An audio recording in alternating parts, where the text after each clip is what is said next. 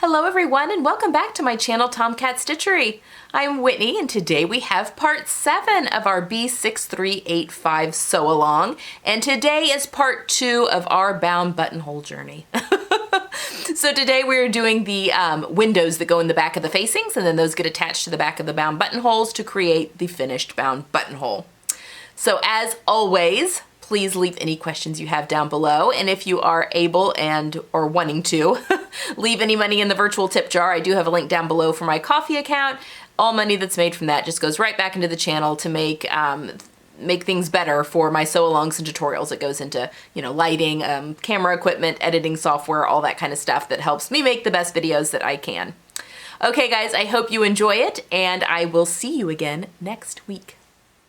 Okay, it's time for bound buttonholes part 2. All right, before we get into the coat that's right here, I have used, and hopefully you can see this okay, excuse the pen all over my hand, it made a bit of a mess. This is silk organza. You can get this very reasonably priced. I get mine from Dharma Trading Company. I'll link them down below.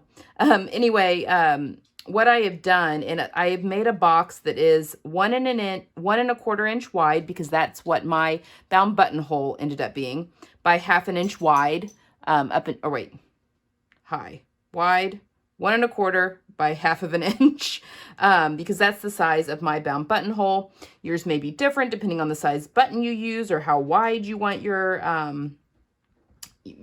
bound buttonhole to be, and that can vary. But mine is 1/2 inch by 1 1/4. So I've made 5 of these because I've got 5 buttons, and I have just obviously made a patch of silk organza larger than that. I think they were like 2.5 inches by 3 maybe. And then I've pinked all around the edges there to keep that from unraveling. Okay. So this is how we mark them. So when we last left, oh my gosh, my coat has got fuzzies from everything all over it. We're going to have quite the lint rolling party when this is all done. So when I last left you, we had pressed our facings and pressed everything really nice at the front. I've already done 4 of the 5. So once that is done, once you have everything just the way you like it and you've got the facing in the correct spot, we're going to do just this last buttonhole here. I've got everything just the way I want it. I take a pen and go into all 4 corners of my buttonhole and then push them all the way through. Sometimes you got to give it some oomph. Don't stab your hand. Okay, and I did this all with all of them. I've just done the others already. Okay, then you're going to flip it over.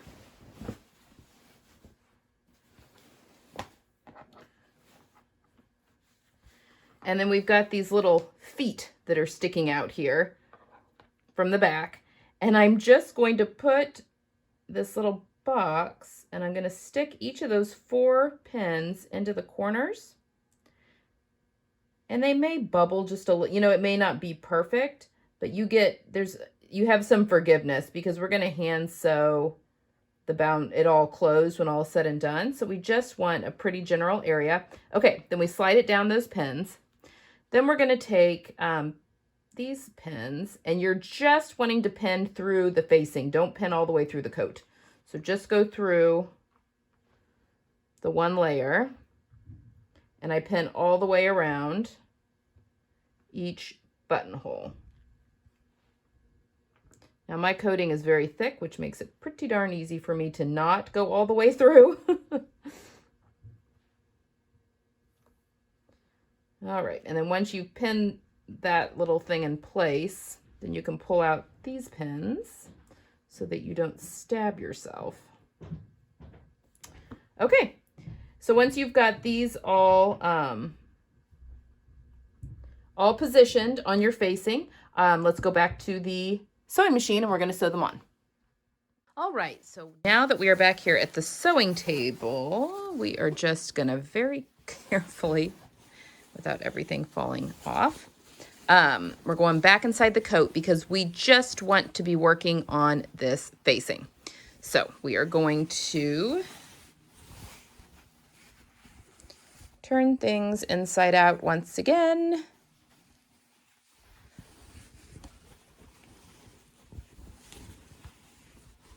You just want to make sure that you are only working on the facing layers. So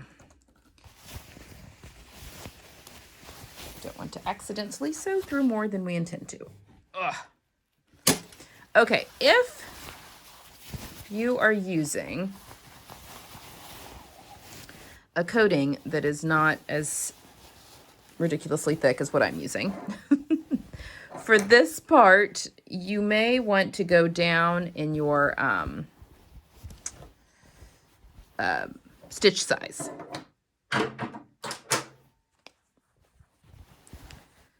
I'm going to keep mine at 2.5 just because, see how it kind of bubbles just a little bit? It will all come out in the wash just fine, I promise. And you'll see why momentarily.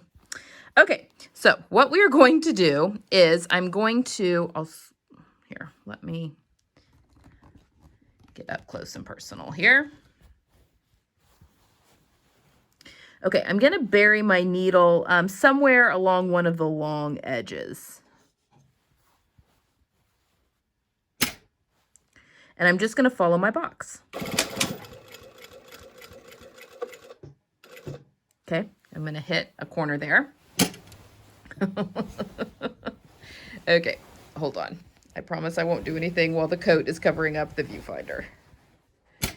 Oh, for the love, this is going to be...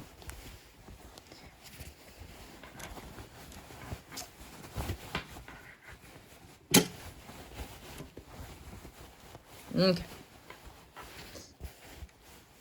Now, when we're doing the short ones, count your stitches so that we make sure we make a rectangle.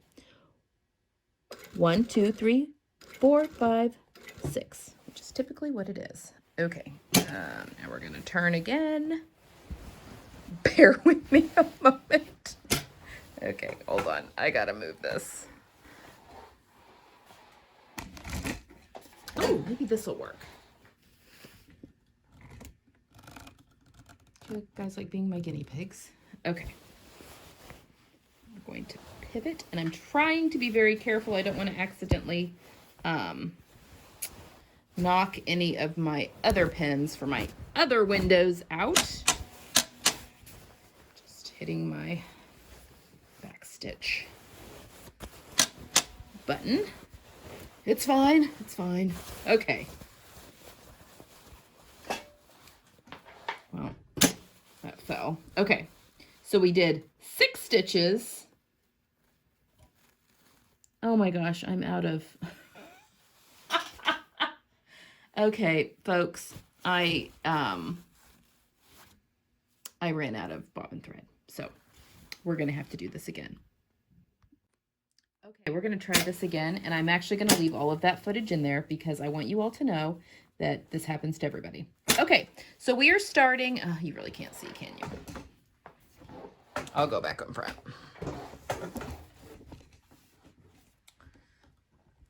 Okay. Starting on a long side, once again.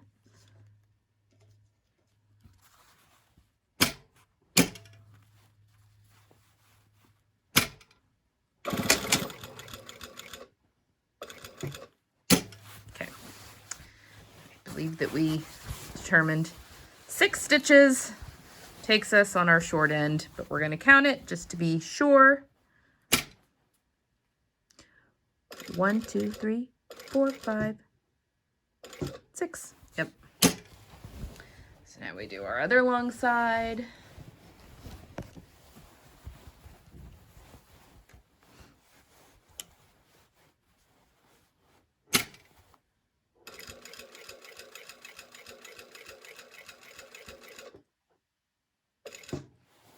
And then we're gonna do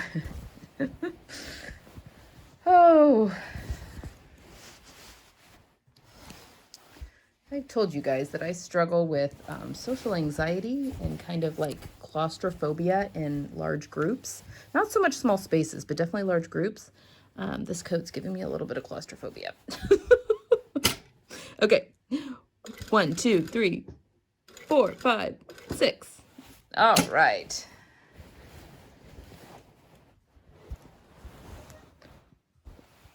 Again, I want to be very careful that I don't dislodge any of my other pins for any of my other. Okay. And then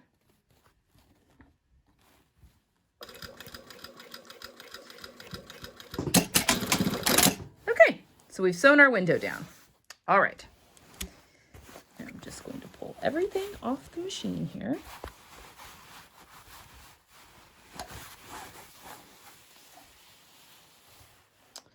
Okay, so we have sewn our window in. I'll go back and do the rest of these here soon. Just gonna clip my thread here.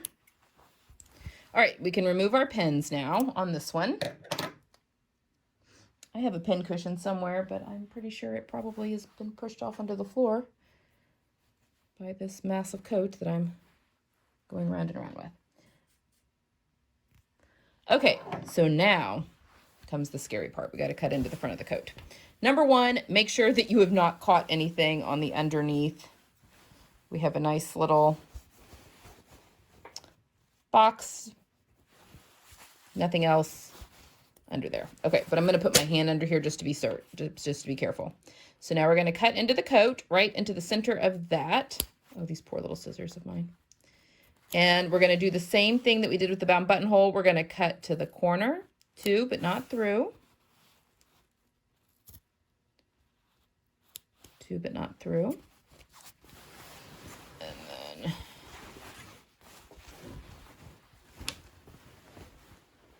do the other side. I really want my hand under there. I don't want to accidentally cut something I'm not supposed to be cutting. That would be catastrophic. Okay, so cut and then cut. And then cut to that corner. Okay, then we can tuck and poke all this through the little window.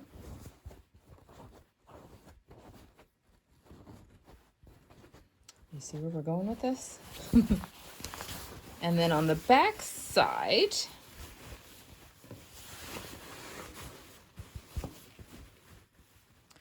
we're going to pull it through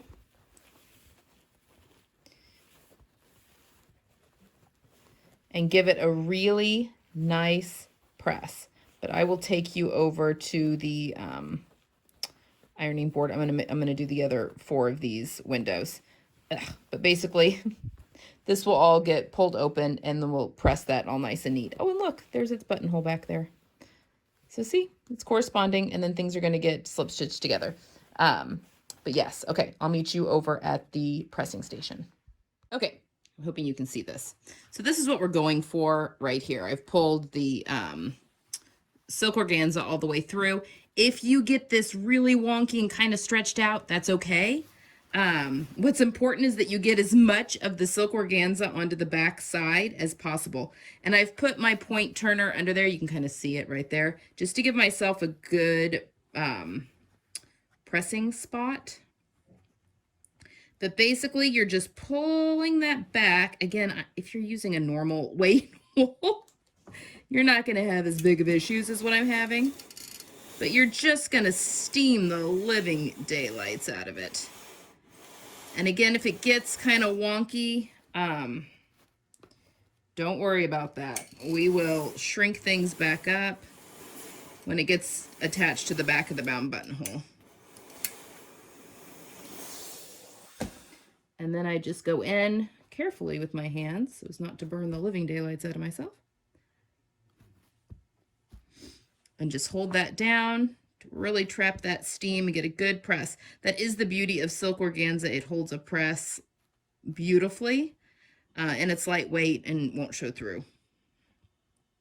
I always keep some on hand, just for little bits and bobs like this. Okay, so once you have pressed it, we're going to remove this. Now, for the coat sew along, I am going to show you how to close up just the top one because I don't think that's going to affect putting lining in and out much. But I'm actually going to wait and finish off my bound buttonholes a little bit later at the end. But I am going to show you guys how to do this right now. Okay, so if you look here, you can kind of see some of that's coming out. That's okay. We're going to hand stitch the window to the back of the bound buttonhole. And you can see in here the stitch line, and then there's obviously where it's going to open up, and then there's the other stitch line. You're basically just wanting to hand stitch the window, and you can kind of pull the wool around that silk organza so that it does not pop out and show. So let me go get let's go back over to the sewing table, and I'll get some thread and a needle, and I'll show you how to close that up. Okay, so again, I'm just going to do this top one because I don't think it's going to affect being able to get inside the coat to do like to attach my hem and all that kind of stuff. But the rest of them I'm actually going to leave, I think, for now. So if you're doing the coat, and you may want to do the same because this coat wasn't meant for bound buttonholes. This was really hard to get into this top one.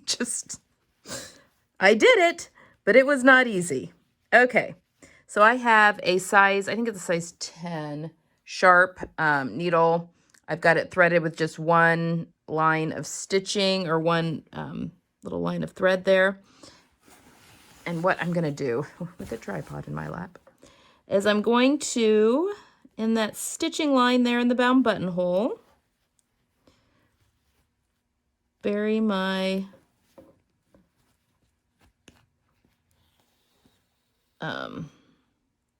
knot. So now I just want to basically line up, hopefully you can see this. Okay. It's just a lot of coat. I'm going to pick up, I'm doing a slip stitch. I'm going to pick up a little bit here. Ugh, I'm not going to be able to like easily do this because it's so thick. We're going to pick up a little bit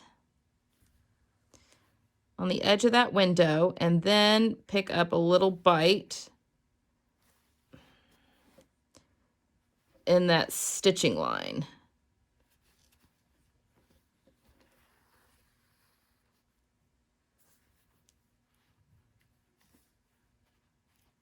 Snug that up. So again, obviously, if this fabric weren't so thick, I would be able to glide a little bit better, but so a little bite out of the fold there.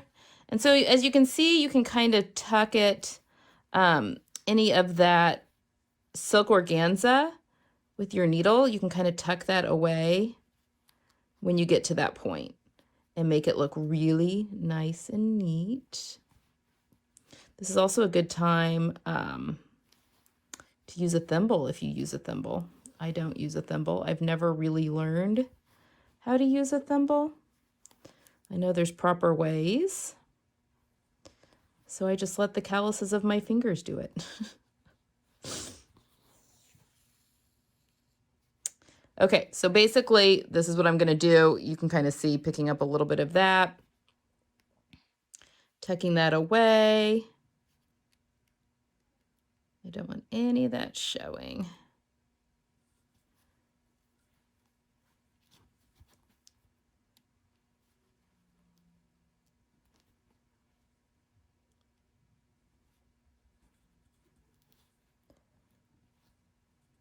Ouch.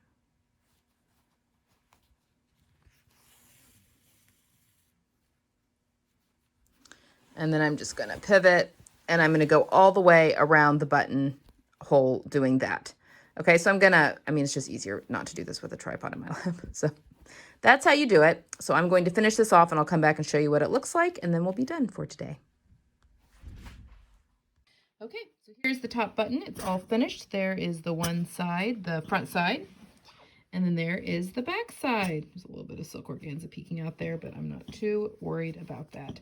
And there you have it. That is a bound buttonhole. Now, I've not done any of the rest of these. Again, I want to be able to get in and out easily. And I'm leaving these as, you know, whip stitch shut until I'm actually ready for all of that to come out. But there you go. There is a bound buttonhole. Give it a good press and you're ready to go. See you next week.